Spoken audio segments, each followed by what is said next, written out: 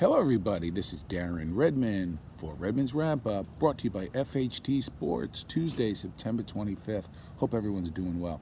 I know a lot of you, much like myself, you cannot wait till Sunday.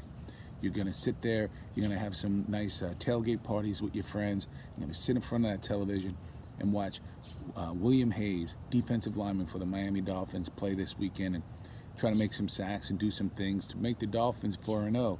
In fact, that's right. We can't do that. Why? Because the archaic, terrible, probably well-meaning, but just awful rule this year that they're trying to enforce on hitting the quarterback and others, but especially the quarterback, and not being able to drive them into the ground or lay on them. Explain to me again how I could tackle somebody and not have body contact. The NFL, you caused this injury. The man tried not to get a penalty.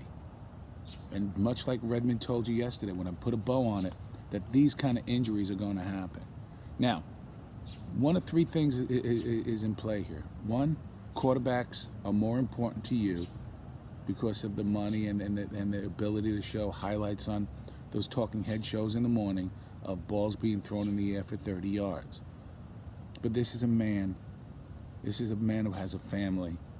And his career is now at risk because he tried to hold up and not allow his body to do what it does naturally. Hey, here's a funny thing, NFL. It's called gravity.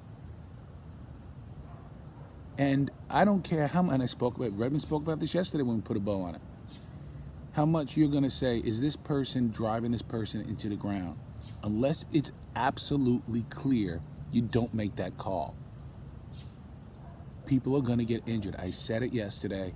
We saw it happen on Sunday in the game between the Dolphins and the Raiders. And unfortunately, I've seen it in my college career.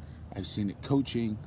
When people are asked to stop what they're doing, to stop their velocity, and then become targets themselves, the body, the velocity, the momentum is still going. Have you ever heard of inertia?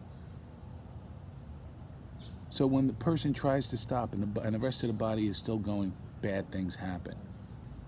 When a person who's 280 pounds, legally in the hit zone, tackling a quarterback, and then he has to somehow try to levitate in the air so he doesn't get a flag, the referees are on record saying they don't want to make these calls. But the NFL, that's one of the things, you're either protecting the quarterback. Two, you're worried about perception because you want to get a few more people watching games, that it's a safer game for everybody's kid. Now, I have no problem with the game being safer, as it should be, but within reason. Don't protect the high-priced athlete and sacrifice the men on the front line. And I'm not just saying that because I played offensive line. Third and lastly, you've made many, many dollars, NFL, on the toughness marketing that you do, how tough of a sport this is. And nobody's saying it's not.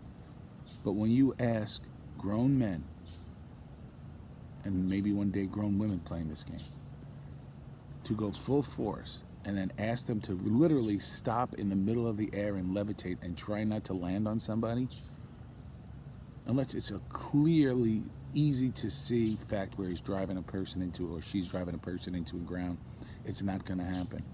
You're hurting people. It's shameful what you're asking these referees to do. 5 penalties last night, the Pittsburgh Steelers game, basically on this issue. How many more people have to get hurt? It's funny, one quarterback gets hurt and it's just like doomsday in NFL offices. How many of these linemen, linebackers, whose careers last maybe 3 or 4 years, they can't afford an injury like this? It's terrible. Wake up, NFL. This is Darren Redmond for Redmond's Wrap Up. This issue's closed. Let's put a bow on it because Redmond wrapped it up.